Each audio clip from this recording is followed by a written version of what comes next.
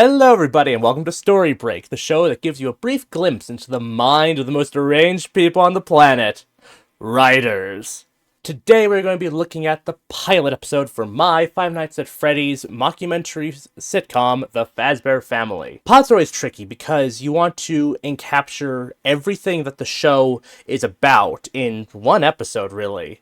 It's not there just to sell to the TV executives, whether or not they should pick up the show, but there to sell the audience if they should keep going with the series as a whole. So starting is always very difficult and very important. I feel like a lot of the art of pilots has kind of been lost through time, because nowadays a lot of streaming services just kind of order a whole season of a TV show, especially Disney, where it's just like, here's a whole season, and they don't need to sell you on the concept with just the pilot. They have the whole season to convince you either whether or not to watch the show rather than just one episode. And I'm kind of sad about it, because if done well, the first episode of a series can be the best episode. Look at Breaking Bad. Look at Invincible. They all had fantastic pilots, because they had to sell that their show was going to work, and they had to sell to you, the viewer, that you should keep watching the show. So hopefully I succeeded in convincing you to keep reading through this series as we go. And for this first video, we are going to have one full scene breakdown and 3 story arc breakdowns in total. If I did my job right, I should have chapters for all of them, so that should be good. So I plan to have a animatic kind of render out in Blender in the background just to give you something to look at while I read the script. But the only map I could find for the entire Pizzaplex was a Minecraft map that someone built. Huge shout out to Cup of Tea EXE for recreating the entire Pizzaplex in Minecraft. That's impressive, and I especially like the little Easter egg he hid in Freddy's green room. That was a fun little touch. I'll put a link to the map in the description. So hopefully that doesn't take you out of the immersion or something, because it's got normal looking characters with Minecraft in the back. It's just the best I could do. You'll get the gist of it, I hope. So without further ado, let us continue with the opening scene of the whole series. And don't forget, I do not claim to be a professional, I just talk a lot. So let's get into it. Cold open, fade in, interior, atrium, second floor, day. The Pizzaplex is just opening and bustling with life. Off the elevator, we see Donnie Phillips, a man in his mid-40s with a rough exterior but a heart of gold. He's dressed in an expensive suit and a Fazbear employee hat. He's talking on his phone. Look, Vonna's gonna have my balls in a fucking vice. I need your help. I don't know, anything to make him agreeable? Favorite whiskey, preferred music, someone to suck him off under my desk? Great. Thanks for another jag-off. The camera is right next to Donnie. He turns to talk to him. Excuse me, is there a reason you're filming me? Behind the camera is Art Fletcher. We'll hear more about them later. I'm with the documentary crew for the Fazbear Plus show. Donnie freezes. The kids show? Oh. Shit. End of teaser. So to start, we have a cold open. If you don't know what that is, it's basically the scene that plays before the main theme. You'll probably know them best from all those Office compilations. Now, something we've never seen in any FNAF game is the pizzeria actually open, especially in Security Breach. It's shut down, it's closed, it's abandoned. All that's in there are staff bots and murderous robots. So that first line, the Pizzaplex is just opening and bustling with life, immediately sets the tone differently than the rest of the series, in my opinion. After that, we get introduced to Donnie Phillips, a new character that I have introduced.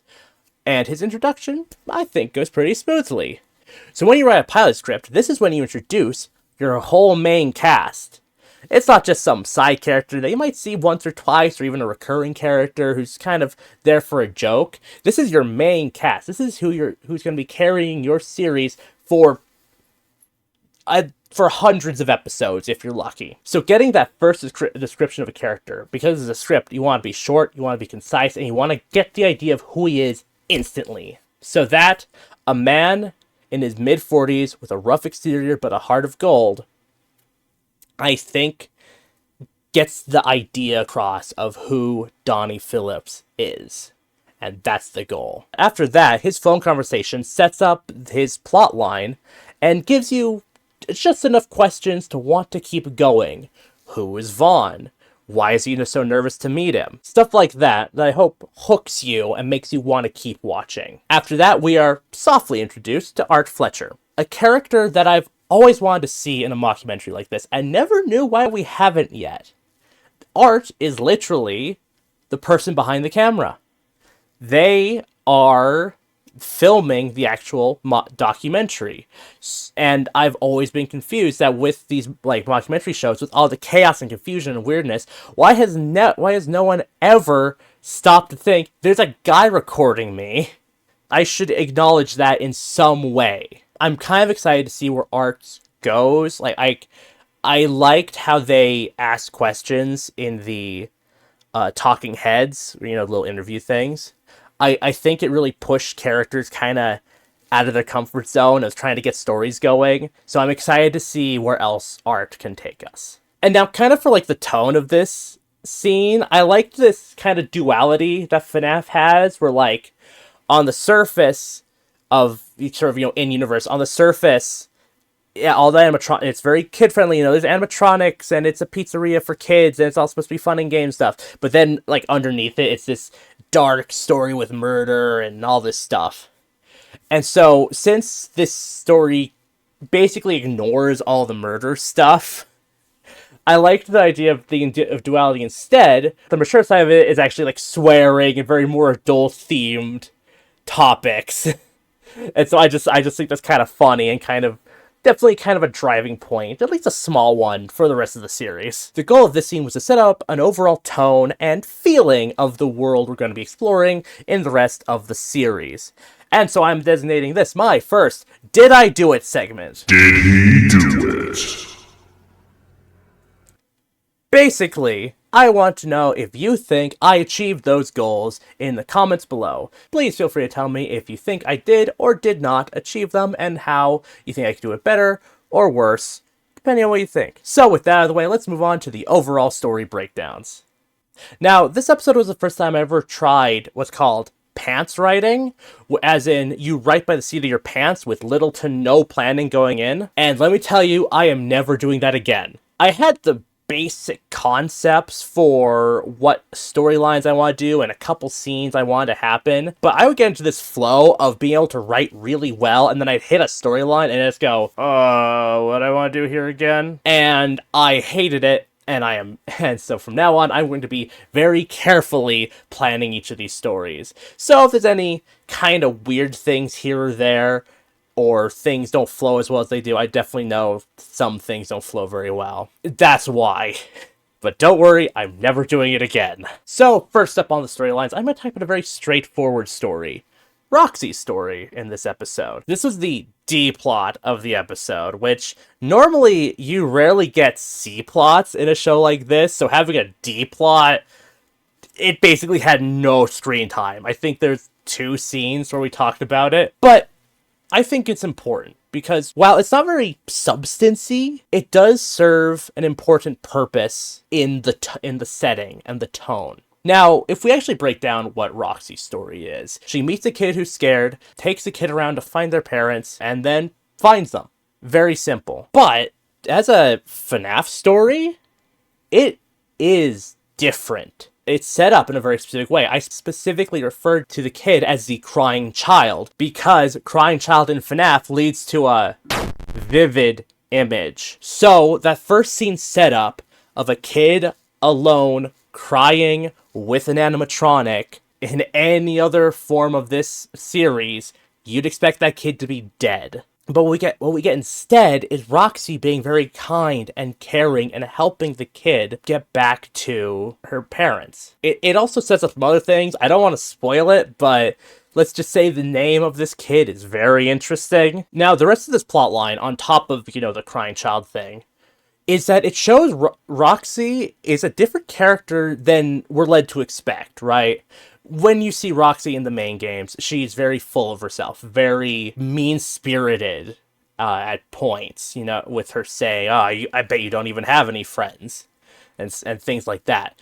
So, and I kind of set this up, one of her first her introduction is her saying she's clearly the best member of the band. This is reinforced lightly when the two kids ask to take a photo with her, and one of them says, "You're the best," and she says, "You know it." So when we see her later in the episode, specifically when she's in the arcade, she acts in a very selfless way. She purposefully walks into a wall, making a self-deprecating joke just to get the kid to laugh. She's also picking up on little things, like how it's slowly hinting that the child is scared of animatronics, and even tells Freddy to kind of back off when he approaches. So while I think that plotline's a bit messy and the scenes could have been arranged a bit better, overall, as a tone, it is perfect for the first episode and can define the series going forward very well. So that is the story of Roxy and the Crying Child. Let's move on to our newest addition, Pete and Monty. Now, from a surface level, this is a story about Pete.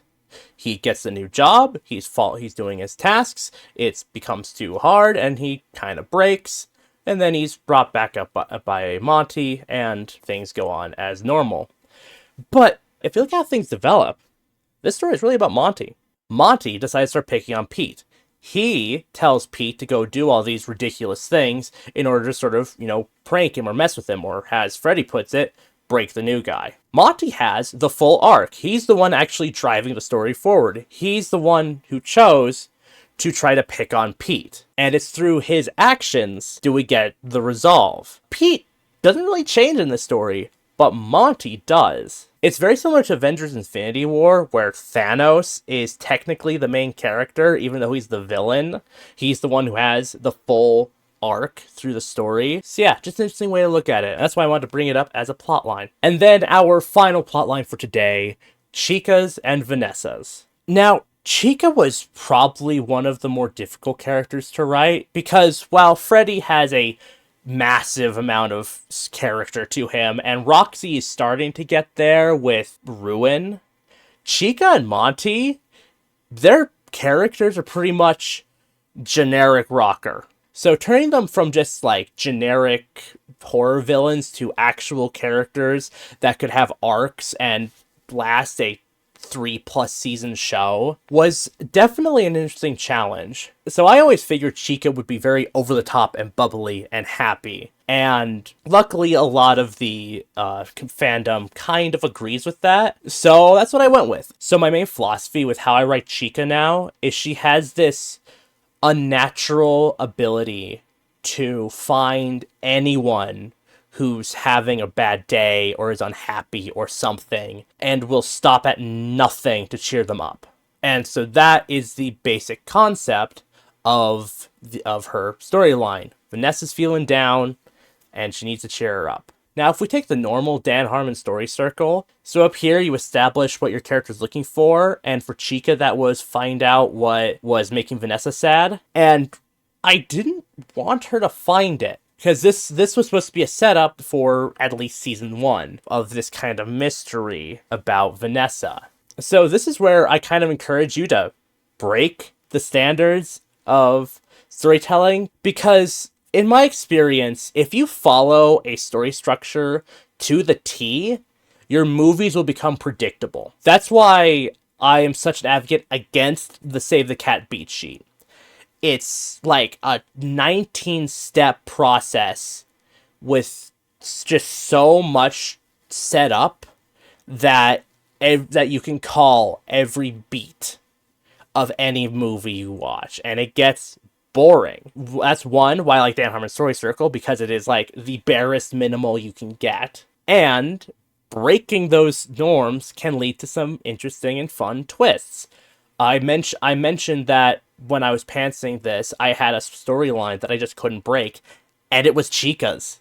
I could not figure out how she was going to achieve her goal, but not actually, and that's what I ended up with. She doesn't. She doesn't achieve her goal.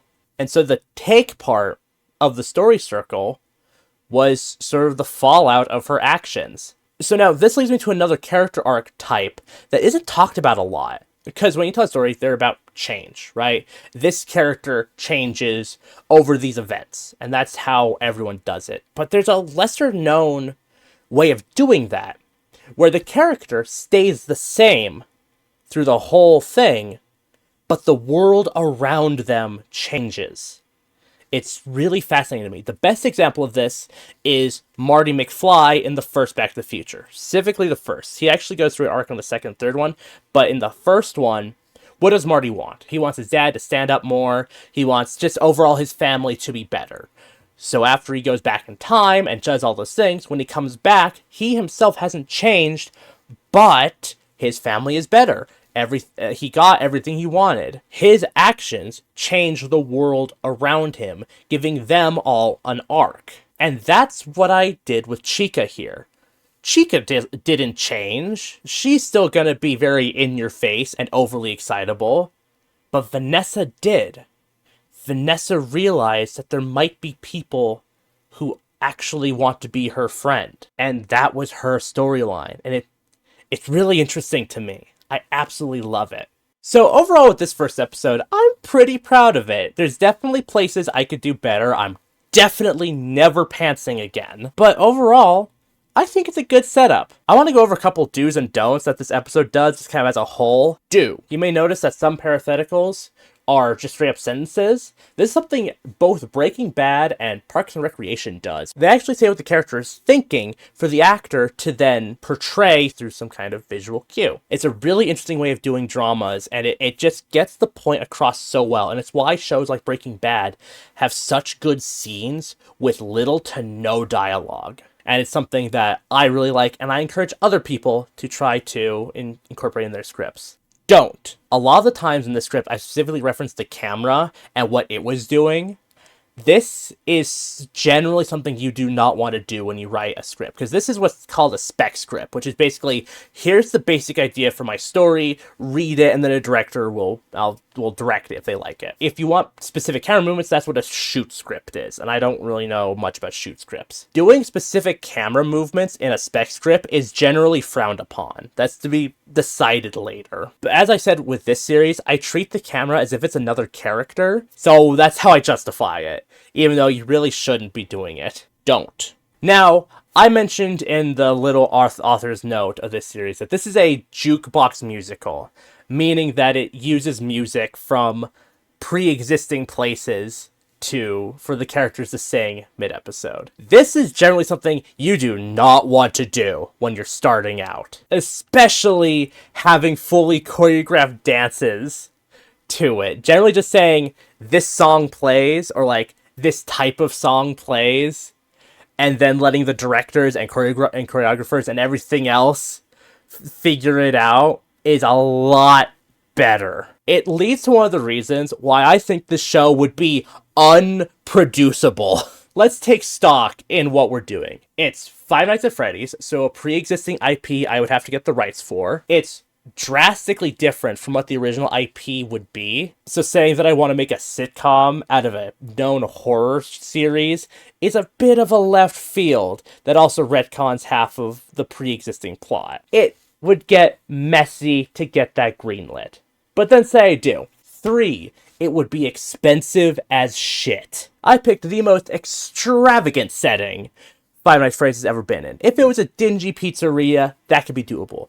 This is an entire underground mall full of lights and places and giant robots. Like there's probably, like, not just talking about the base animatronics, there's probably like 150 staff bots that this place would have as well. And we'd need fully functioning animatronics for the TV show, and they would have to sing, and they would have to dance, and they would have to be terrible, and we'd need a 3-story set for the atrium. That's a lot already. And then it is a jukebox musical, meaning we would have to get the rights to every song we use. And I am not using simple songs. I'm not using unknown songs. The first song I use is Dream On by Aerosmith. That would probably cost more than the whole episode would make. So, that is why I say this series is unproducible, and why, most likely, the most you'll see of it is a script on a fanfiction website. So yeah, don't be like me. Don't make copyrighted songs vital to the plot of your story, and just write something simpler. And that is the pilot episode to The Fazbear Family. I hope this video gave you some ideas on how you can improve your own stories, or at least give you a little insight on how the episode is written. In the description, I have a link to the full series if you haven't read it yet. And hey, the next episode is out right now, so go check it out, and we'll be breaking it down next time. See you then. In today's episode, we're going to be discussing the pilot episode for my Five Nights at Freddy's inspired. That's not inspired, it is. And then, insert script reading here. I'm gonna do a better job of that later. I don't need to do it now. Made in Minecraft. This is when I need to look at who made the fucking map. Man, I really picked the two characters I don't have a good enough voice for to start with. It does serve an important purpose. Specifically, the scene where they're in the specifically the scene when we see her in the arcade. That is hard to say, and overall was a plus to your day. That's way too sappy.